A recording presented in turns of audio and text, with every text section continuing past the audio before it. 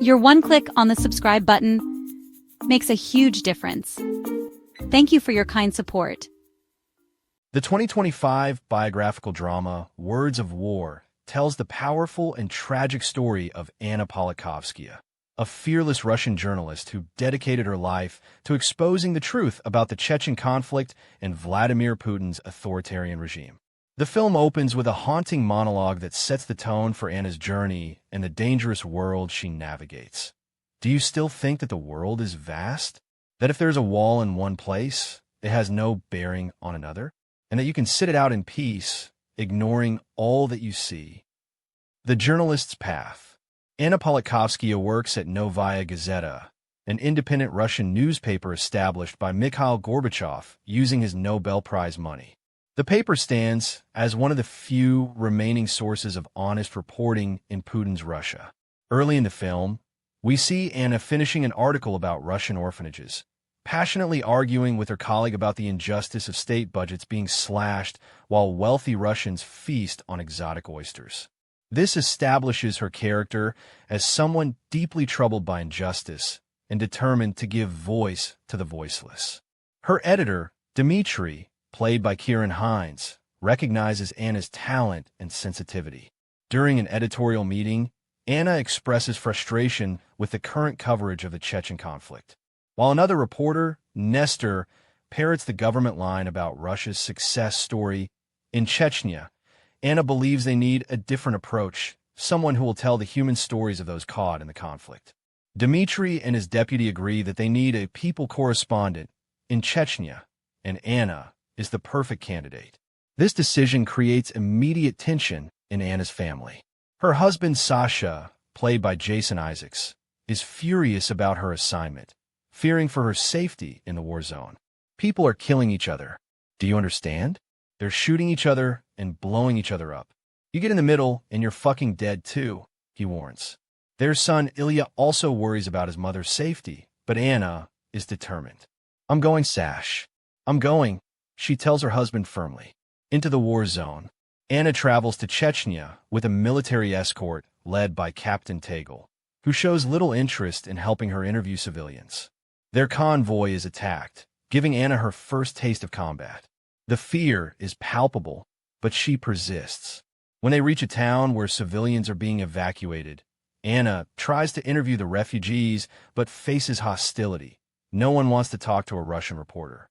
In a critical moment, Anna decides to stay behind when the military leaves, meeting a local man named Anzer who offers to show her the black hole of the world.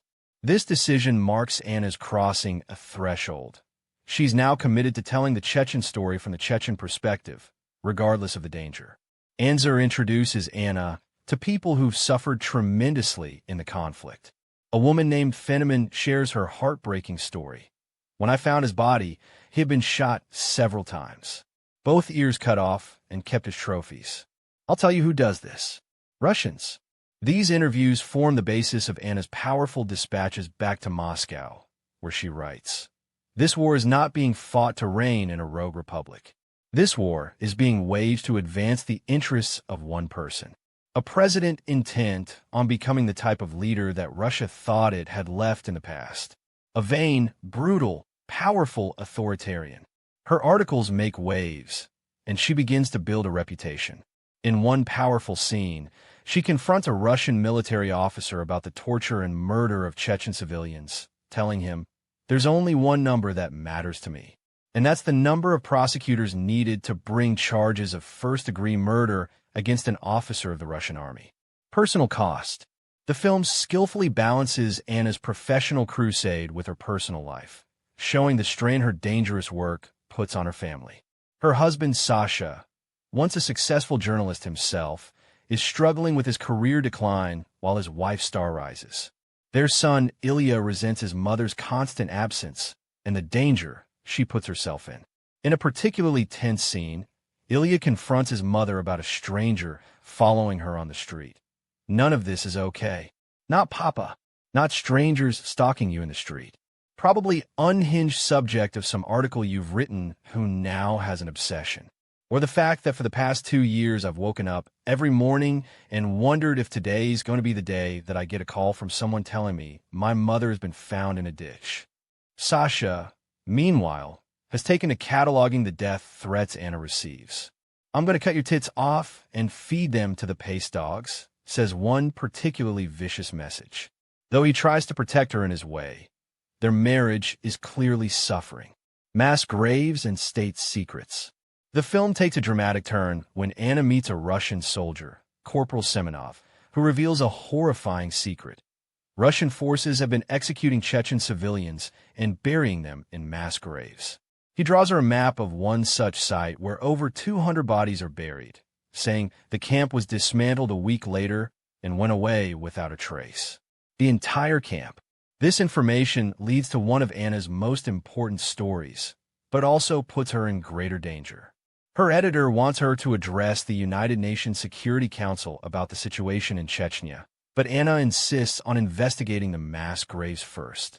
"Semenov came to me because I'm the only one he can trust," she argues. At the UN, Anna delivers a powerful speech revealing evidence of systematic mass killings in Chechnya. This war is being waged to advance the interests of one person, a president intent on becoming the type of leader that Russia thought it had left in the past. The theater siege. The film depicts a pivotal moment in recent Russian history, the 2002 Moscow theater hostage crisis. Chechen militants take hundreds of hostages during a performance, and surprisingly, they specifically request Anna as a negotiator, saying she's the only Russian that the entire Chechen population trusts. Despite the dangers, Anna agrees to enter the theater and negotiate. She successfully convinces the terrorists to release children and establishes a dialogue with their leader. However, she realizes she's being used by Russian authorities, who are using her negotiation as a stalling tactic while they prepare a military assault using fentanyl gas. When the assault happens, many hostages die from the gas, and Anna is furious at being manipulated. "You used me to stall for time," she accuses a Russian official, who coldly responds, "We each have a job to do, Anna. Save a lot of innocent lives and a few Cheches to put to sleep. Job well done." Anna courageously goes on television afterward to accuse Putin directly. The only terrorist that the Russian people need to fear is their own president. This makes her an even bigger target of the regime. Beslan school siege. The film also portrays the 2004 Beslan school hostage crisis, where Chechen militants took over 1,100 people, including 700 children, hostage. Anna attempts to travel to Beslan to help negotiate again, but something happens to her on the way. She's poisoned, waking up later in a hospital with her family around her. When she learns about the casualties at Beslan, over 300 dead, many of them children, she's devastated. This tragedy, coupled with her near-death experience, marks another turning point for Anna. Fame and danger. As Anna recovers, her reputation grows. She receives a prestigious human rights journalism award, and political chess champion Garry Kasparov calls her the conscience of the nation. But with increased fame comes increased danger. In a chilling scene, Anna meets with a man who appears to be from Russian intelligence in an art museum. He tells her, "I want to make a request," implying that powerful people want her to stop her criticism of Putin. Though not explicitly threatened, the message is clear: she's in grave danger. Nevertheless, Anna refuses to back down. When her editor suggests she take a break from political reporting and cover travel instead, she resists. "If you want me to stop stepping on people's toes," she asks him directly. Her editor confesses his fear: "They never come for me. All the years I've been doing this, I've had plenty of threats, but not once. They just kill my reporters, my friends." He begs her to step out of the firing line and focus on safer stories, but Anna remains committed to her principles. The final days. The film's ending builds toward the inevitable tragedy we know from history. Anna returns to a more normal family life, reconnecting with her son Ilya, who is now expecting a child with his girlfriend. There's a hint of reconciliation with her estranged husband Sasha as well. In a poignant scene, Anna receives a mysterious package containing evidence of planned assassinations ordered by Chechen leaders or possibly Putin himself. She arranges to authenticate this information, showing her continuing commitment to the truth even as the danger closes in. The film ends with Anna leaving her apartment, presumably on the day of her murder, October 7, 2006. Though the actual assassination isn't shown, the audience understands what will happen next. Anna will be shot dead in her apartment building's elevator, a contract killing ordered by those she dared to criticize. Legacy and message. Words of War powerfully captures Anna Politkovskaya's extraordinary courage and unwavering commitment to truth in the face of enormous danger. At one point, Anna says people can pay with their lives for saying out loud what they believe, fully aware of the risk she takes. When her son asks why she continues despite the danger, she explains, when Putin was assistant mayor of St. Petersburg, he was banking 25% commission on thousands of unauthorized contracts for food treatments, most of which came back short, in the middle of a food shortage. This highlights her understanding that journalism isn't just about reporting facts. It's about holding the powerful accountable. The film explores the idea that war and authoritarianism flourish in darkness and silence. As Anna tells a group of mothers, one day your children will look at the world that you have handed them, and they will judge you. Not whether you succeeded in making the world a better place or didn't make the world a better place. They will judge you on how hard you tried. Through Anna's story, the film delivers a powerful message about the vital importance of independent journalism in the face of authoritarianism. Her editor captures this when he explains why their newspaper matters. If our readers want to be fed propaganda, they can read tassels switch on the TV. That's not what we're about. Character analysis. Anna Politkovskaya emerges as a complex, fully realized character rather than a simple martyr figure.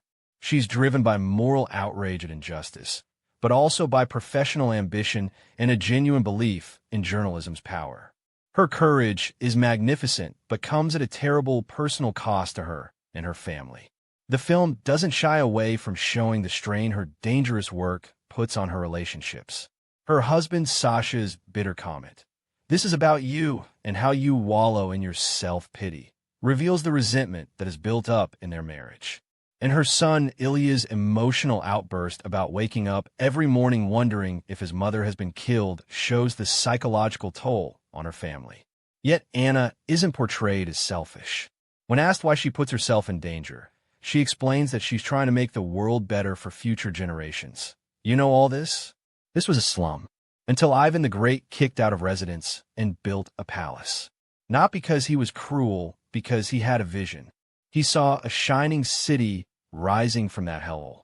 The film also develops Sasha as more than just the resentful husband. A former star journalist himself, he's struggling with his diminished career while his wife gains prominence. His cataloging of her death threats and his desperate attempts to make her stop her dangerous reporting come from love, even if expressed through anger and bitterness. Historical context.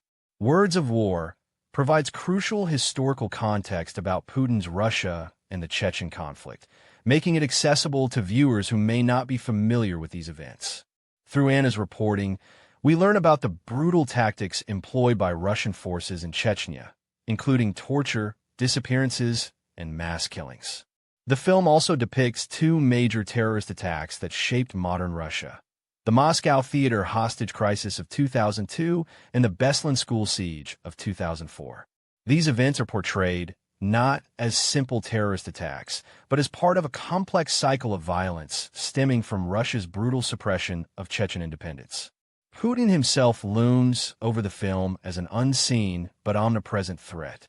When Anna describes him as a vain, brutal, powerful authoritarian, we understand the danger of directly challenging such a leader. The film makes clear that Putin's Russia had already become a place where critical journalists could be murdered with impunity. Themes explored. Several major themes run through Words of War. Truth versus propaganda. Anna's struggle to report the truth in a system built on lies forms the core of the film. Her editor says their paper exists, so there be at least one source of honest reporting, highlighting journalism's crucial role encountering state propaganda. Personal cost of moral courage. The film honestly portrays the toll that Anna's courage takes on her family relationships and personal safety. Her son's accusation that she cares more about strangers than her own family points to the difficult choices faced by those who risk everything for their principles. The cycle of violence. Through the Chechen conflict, the film examines how violence begets more violence. When a Chechen woman shows Anna her husband's mutilated body, saying, "I'll tell you who does this, Russians," we see how atrocities create lasting hatred and future conflicts. Authoritarianism's creeping advance. The film portrays Putin's Russia as a country slowly sliding back into Soviet-style authoritarianism. Anna warns, "We are hurtling back into a Soviet abyss, an information vacuum that spells death from our own ignorance," showing how fragile democratic gains can be. The power of bearing witness. Throughout the film, Anna insists on seeing firsthand the suffering in Chechnya. "If you really want to know about the truth," a Chechen tells her, "I'll show you difficult things for you to see." The act of witnessing becomes a moral obligation and a form of resistance. The film's relevance today. Though set in the early 2000s, Words of War carries powerful relevance for today's world. In an era of increasing authoritarianism and attacks on press freedom globally, Anna's story serves as both a warning and an inspiration. Her commitment to truth in the face of enormous personal risk reminds us of journalism's vital role in maintaining democracy. As Anna tells the UN, the Kremlin is doing everything possible to keep this a secret. It wants the world to believe that Russia is waging a war against terrorists, when in fact its real purpose is a dedicated campaign of genocide against the people of Chechnya. Without brave journalists willing to risk everything, such state crimes would remain hidden. The film also highlights the particular dangers faced by female journalists, who often encounter both professional dismissal and specific gender-based threats. When a military officer threatens Anna, saying, "I could slit your throat and let you bleed out like a pig," the gendered nature of the intimidation is clear. Ending explained. The film's ending is both subtle and powerful. We don't see Anna's murder, but its inevitability hangs over the final scenes. This approach respects the real Anna Politkovskaya while still conveying the tragedy of her assassination. In the final sequences, there are hints of reconciliation in Anna's fractured family life. Her son is expecting a child, bringing the promise of new life even as Anna's own is threatened. There's also a suggestion that Anna and her estranged husband Sasha might be finding their way back to each other, making her imminent death all the more poignant. Anna receives a mysterious package containing evidence about planned assassinations, suggesting that even as she becomes a target herself, she continues to receive crucial information from sources who trust her. Her final act is to arrange a meeting to authenticate this information. She remains committed to journalistic standards even when dealing with life-threatening material. The film ends with Anna leaving her apartment, heading to what the audience knows will be her death. This simple action carries enormous emotional weight because we understand what will happen next, even though it isn't shown. The power comes not from depicting the violence, but from everything we've learned about Anna's courage and commitment throughout the film. In her death, Anna becomes a symbol of the dangers faced by journalists in authoritarian regimes and the vital importance of their work. As she says earlier in the film, "If you choose to be a journalist in Russia, you have to accept the risk." Her acceptance of that risk, knowing the likely consequences, makes her a genuine hero. Final thoughts. Words of War succeeds as both a political thriller and a deeply human character study. By focusing on Anna Politkovskaya's personal struggles alongside her professional courage, the film creates a nuanced portrait of a remarkable woman whose commitment to truth cost her everything. The film raises crucial questions about what individuals owe to society versus what they owe to themselves and their families. When Anna says, when Putin was assistant mayor of St. Petersburg, he was banking 25% commission on thousands of unauthorized contracts for food treatments, most of which came back short. In the middle of a food shortage, she's explaining why she can't look away from corruption and abuse of power, even at great personal risk. Ultimately, Words of War is a powerful testament to journalism's crucial role in holding power accountable. In an era of fake news accusations and attacks on media worldwide, Anna Politkovskaya's story reminds us what real journalistic courage looks like and why it matters.